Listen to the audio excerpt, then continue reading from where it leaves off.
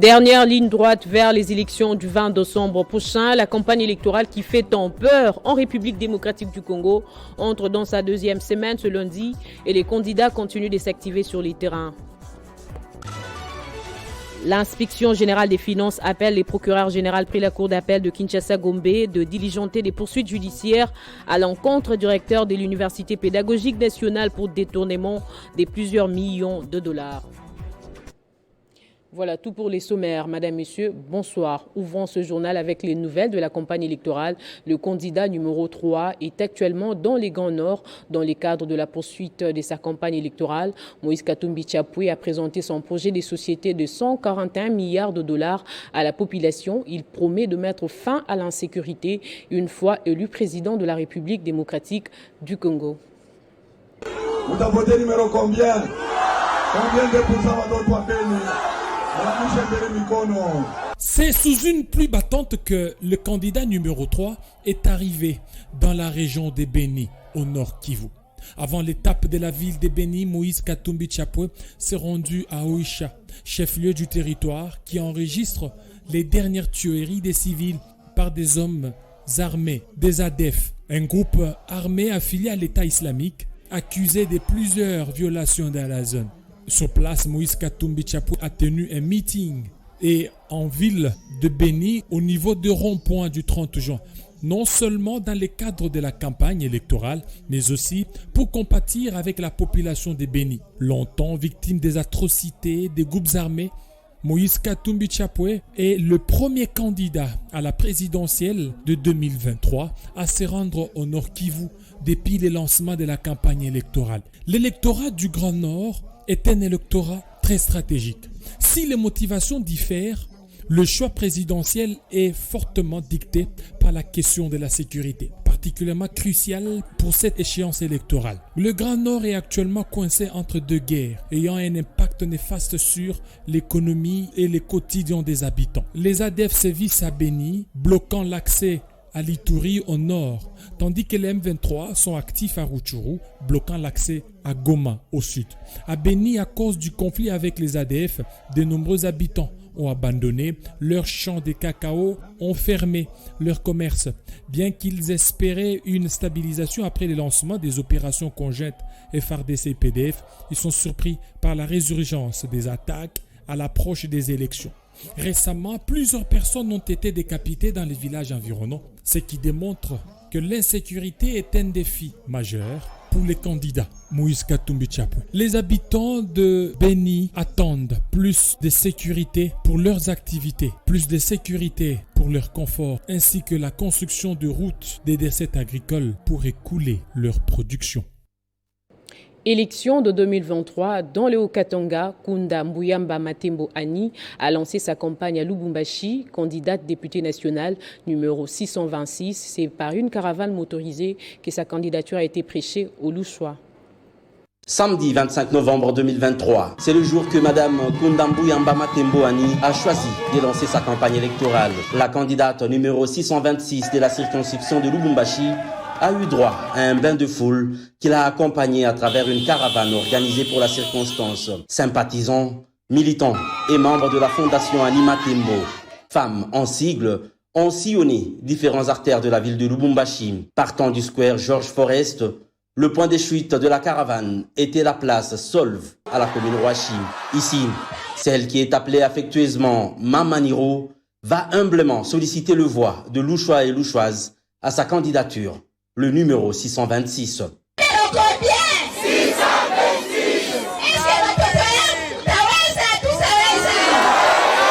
Par la même occasion, Kunda Mbuyamba Matembo Ani a également invité les Congolais à voter massivement pour les candidats numéro 20 à la présidence de la République, Félix Tshilombo Tshisekedi, pour le bien du pays.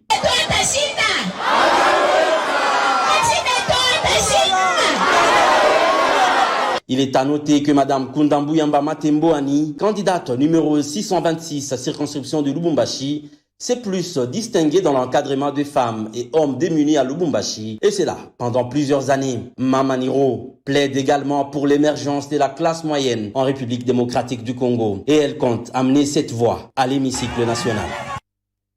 Et l'Union sacrée, section femmes du Haut-Katanga, se prépare déjà pour l'arrivée du président de la République, candidat numéro 20 dans la province Cuprifère pour la campagne de l'élection de 2023. Suivez-les dans ses différentes déclarations. Les femmes de l'Union sacrée de la province du Haut-Katanga se préparent pour un accueil chaleureux au président de la République, Félix Antoine Tshisekedi, candidat numéro 20 à l'élection présidentielle du décembre 2023. Ensemble avec Maître Nadine Makenke, présidente de la commission femmes de l'Union sacrée, elles sont toutes unanimes et ne jurent que sur la victoire de Félix Antoine Tshisekedi, candidat numéro 20. Fachi beto, sheba mama ba mu Katanga, sheba mama ba Union sacrée, Katanga yote mshima, hakuna ta mama moja nilijoka pembeni. Tunasema tuko nyuma yako, tutakuchagua, numero yetu ni moja tu, numero 20. Il faut avancer tulipano.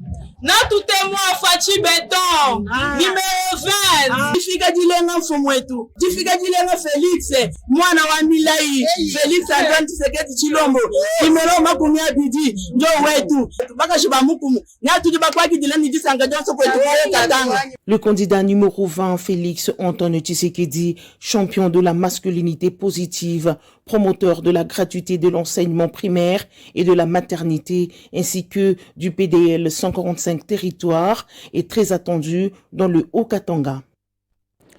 Nous devons renouveler notre confiance en Félix Tshisekedi et Fifi Masuka pour la continuité de l'élan de développement du Lualaba. C'est en substance les mots des responsables des confessions religieuses de la ville de Kolwezi au cours d'un échange avec la candidate numéro 22 et 44 aux élections nationales et provinciales. Fifi Masuka Saini les a invités à voter massivement.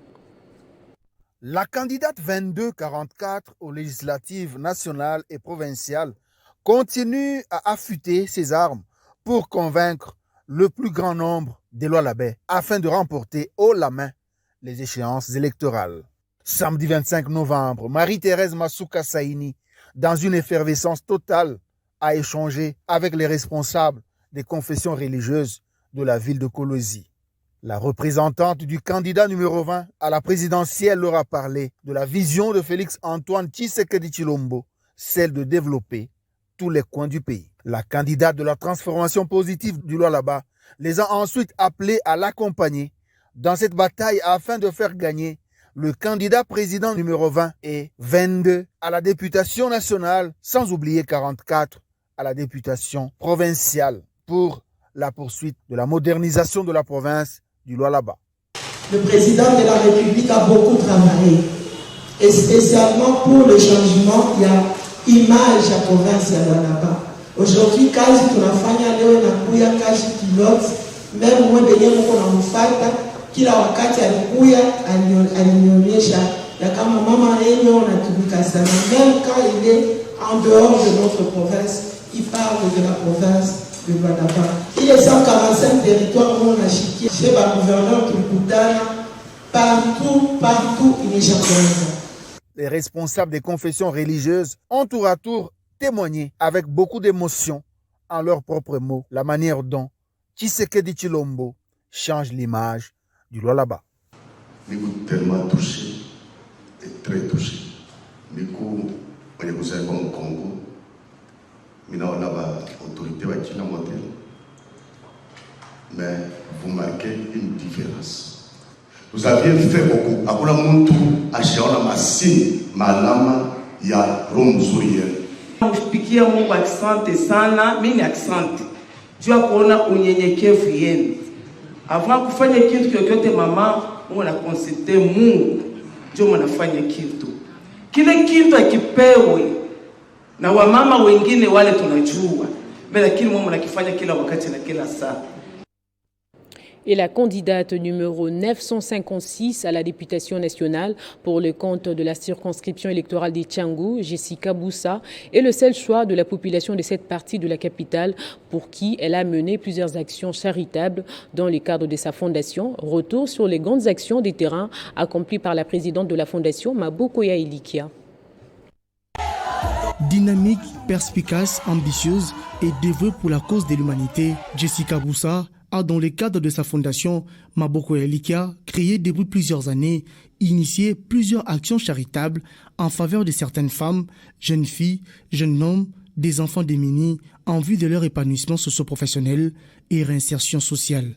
Des résultats probants ont été enregistrés dans plusieurs actions entreprises de 2020 à 2023.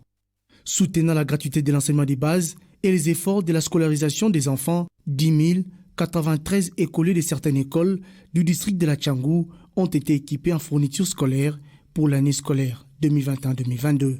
Même action charitable encore posée en 2022 pour les 17 617 écoliers bénéficiaires des kits scolaires de la main généreuse de Jessica Boussa et de sa fondation Maboko Elikia. Un geste vivement encouragé et salué par la communauté bénéficiaire. De ces actions charitables, appelant à d'autres, Jessica Boussa et la fondation Maboko Elikia penseront également à près de 1064 finalistes, dont 135 à Massina, 77 à Ndjili, 520 à Kimbanteke et 332 dans la commune périurbaine de Lansele. Le sourire sera également apporté à 30 autres jeunes qui ont vu leur statut changer après leur emploi dans certaines entreprises privées. La main, comme toujours dans son cœur, la présidente de la fondation Maboko Elikia et ses collaborateurs n'ont pas cessé d'œuvrer pour booster les activités des femmes commerçantes en mettant à leur disposition des enveloppes considérables en vue de leur autonomisation financière.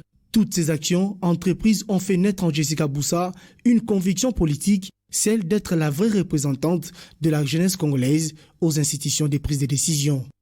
Portée par les aspirations de sa base, Jessica Boussa Nyamboyo a décidé d'être candidate à la députation nationale pour les districts de la Tchangou. Elle est le numéro 956 sur la liste définitive. Alors que le candidat numéro 3, Moïse Katumbi, est attendu ce lundi 27 novembre au Sud Kivu pour poursuivre sa campagne électorale, les députés du parti politique Ensemble pour la République se sont réunis avec les étudiants du Sud Kivu afin de les sensibiliser sur les élections, mais surtout préparer l'arrivée du candidat du changement. Les candidats à la députation nationale pour les candidats Ensemble pour la République de Bukavu, Uvira et Fizi se sont réunis à l'USP Bukavu avec les étudiants du Sud Kivu. L'objectif de cette rencontre était d'expliquer à ces étudiants l'importance des élections et du choix pour les changements du pays. Ils ont en outre discuté sur les préparatifs de l'accueil du président de Ensemble pour la République et candidat numéro 3 à la présidentielle Moïse Katumbi Chapwe qui sera à Bukavu ce lundi 27 novembre.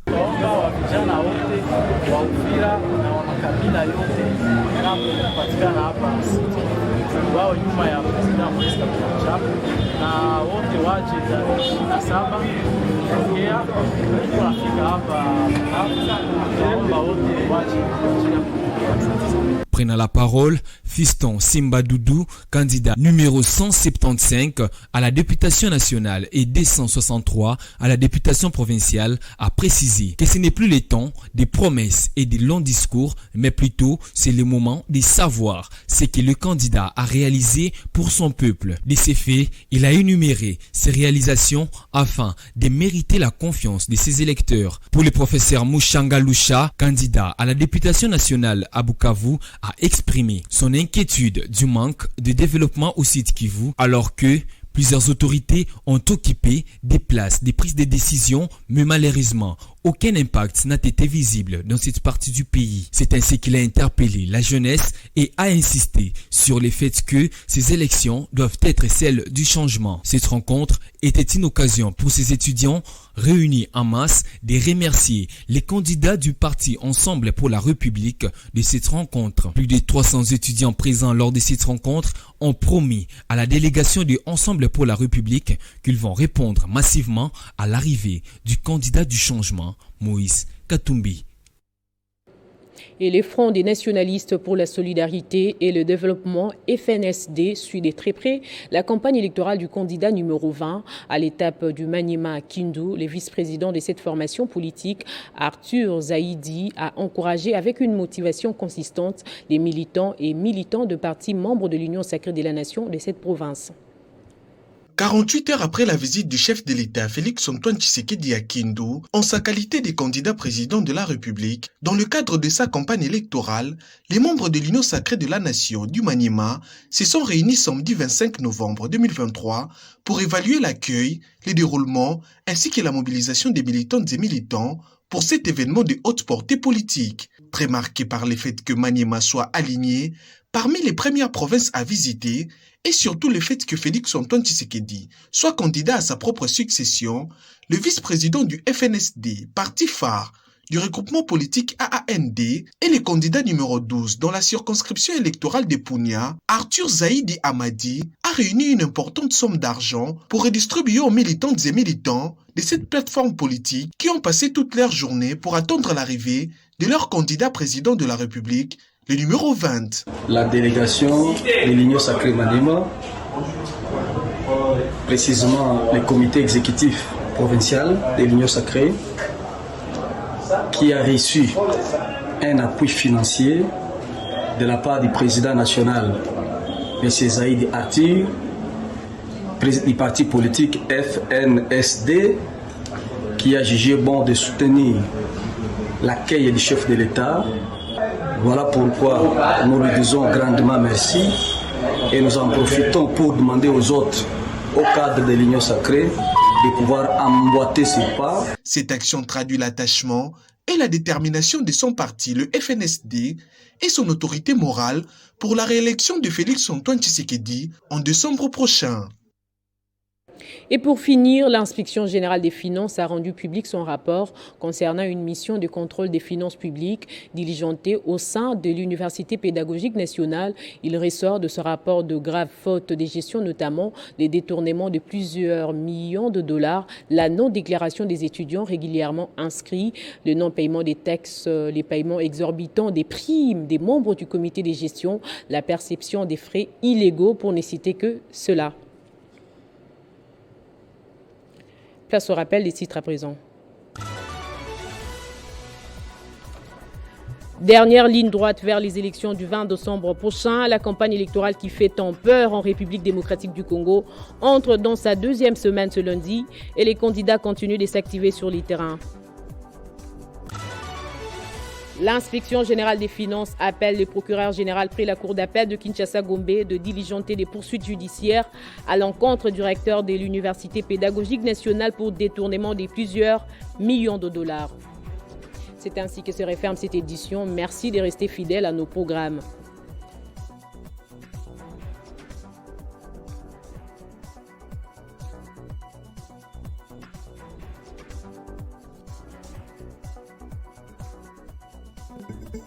Retrouvez toute l'actualité en continu sur www.tele50.cd.